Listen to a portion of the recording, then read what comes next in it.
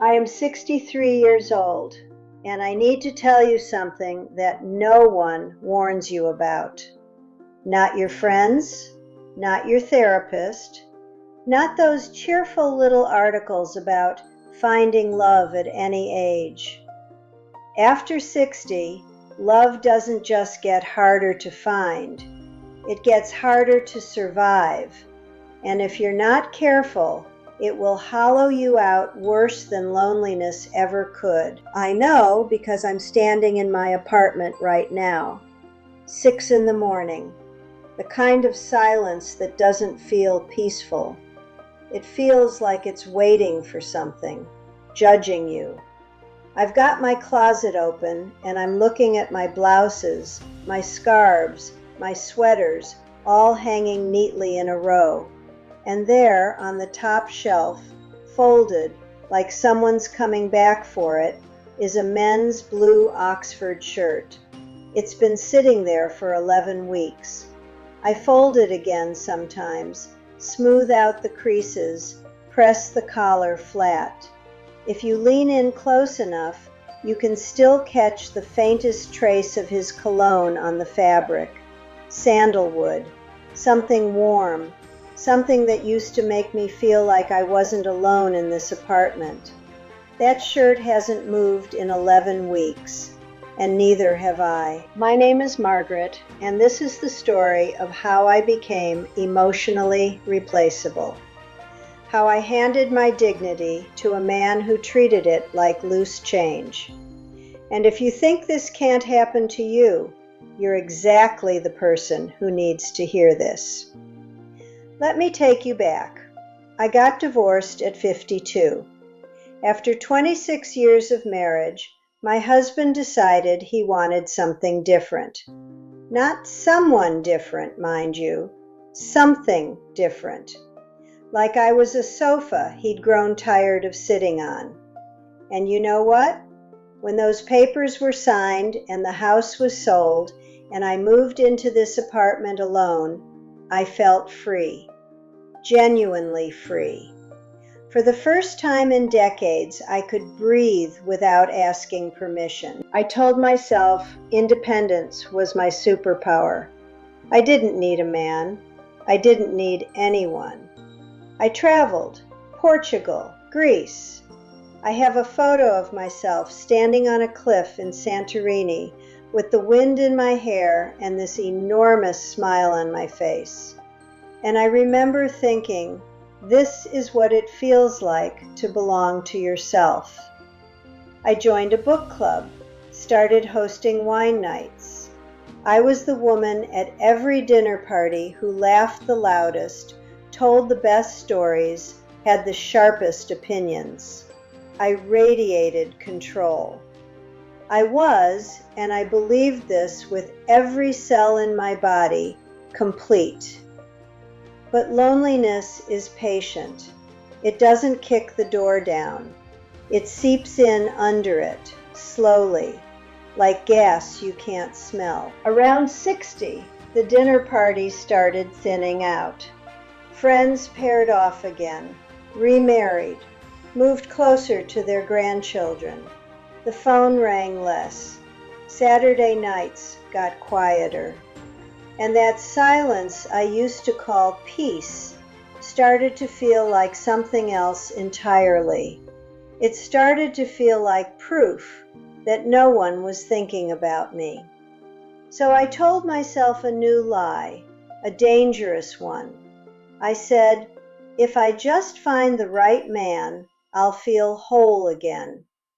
As if wholeness was something another person could hand you like a glass of water. I downloaded the apps. Lord, the apps. I changed my hair, lost 15 pounds, bought new dresses. I performed availability like it was a part in a play. And I was good at it because I'm smart, I'm articulate, I'm not bad looking for 63. But here's what I didn't understand then, and what I'm begging you to understand now. I wasn't looking for love. I was looking for evidence that I still mattered. And when a man finally did choose me, when Richard finally showed up with his easy smile and his warm hands and that blue Oxford shirt with the sleeves rolled to the elbows, I didn't ask the only question that mattered. I didn't ask, why me? I was just so relieved to be chosen that I forgot to wonder what I was being chosen for. Now let me tell you about the night everything broke. And I need to slow down here because this is the part I can still feel in my chest. This is the part that wakes me up at 4 in the morning and sits on me like a stone. It was a Thursday. I decided to cook. Roasted chicken, his favorite. Rosemary, garlic, a little lemon. The apartment smelled like a home, like a real home with two people in it who cared about each other. I set the table with actual place settings. 2 plates, 2 glasses, cloth napkins. I even lit a candle, which I know sounds foolish, but when you're 63 and you think someone is coming to sit across from you, a candle feels like hope made visible. 7 o'clock. No knock, no text. I checked my phone. Nothing. 7:30. I turned the oven down to warm. 8 o'clock. I poured myself a glass of wine and sat in the chair facing the door. The chicken was drying out. I could smell it shifting from something delicious to something overcooked. And isn't that a perfect little metaphor for what was happening to me? 8:45. I texted him. Just a simple, everything okay? The kind of text you write when you already know the answer, but you're praying you're wrong. 9:30. His reply came. 5 words. Can't make it. Something came up. Something came up. Not I'm sorry. Not I'll make it up to you. Something came up. Like I was an appointment he could reschedule. Like the roasted chicken and the cloth napkins and the candle burning down to a puddle of wax were all just background noise in a life where I was never the main event. I sat there, fork in my hand, staring at the empty chair across from me. The candle had burned so low the flame was sputtering, gasping, and I remember thinking it looked exactly like how I felt, just flickering, barely there. And then, because the universe has a cruel sense of timing, I opened my phone and checked his social media. I don't know why. Yes, I do. I checked because I needed to know. There he was, posted 40 minutes earlier, a photo at a restaurant, white tablecloth, wine glasses, and across from him a woman, younger than me, smiling. He was smiling too, that same easy smile he used to give me. The silence in my dining room after I saw that photo was the loudest thing I've ever heard. I could hear the clock on the kitchen wall ticking. I could hear the refrigerator humming. I could hear my own breathing, shallow and thin, the breathing of a woman realizing something she probably knew all along. I was not his partner. I was his placeholder. I was the woman who made him feel less alone while he waited for someone he actually wanted. I was warm enough to sit with, but not important enough to stay for. And the worst part, the part that still makes my stomach turn, is that I wasn't even surprised. Somewhere deep down, underneath all the cooking and the candles and the carefully folded shirt on my closet shelf, I had known. I had known that he touched me the way you touch something you're borrowing. gently, carefully, but with absolutely no intention of keeping it. I didn't cry that night. I want you to understand that. I didn't cry. Crying would have meant I was heartbroken, and heartbreak is what happens when something unexpected shatters you. This didn't shatter me. It confirmed me. It confirmed every quiet fear I'd been swallowing for 3 years. And that is so much worse than crying. That was 11 weeks ago.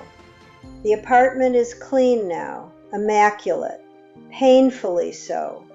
When you live alone, you can keep things perfect because there's no one to disturb them. No shoes by the door, no coffee mug in the sink that isn't yours.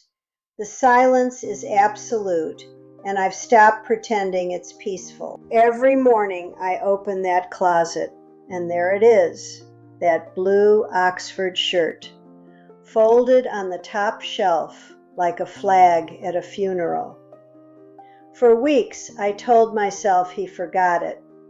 I told myself he'd call one day and say, "Hey, I think I left my shirt at your place." And that phone call would crack the door open again, and maybe I could slip through it, back into something that felt like being wanted. But the call never comes. The shirt just sits there. I hold it sometimes. In the evening, when the light in this apartment turns that pale gold color that makes everything look like a memory, I sit in my chair with a cup of tea that I let go cold, because drinking it would mean admitting this is just a normal evening.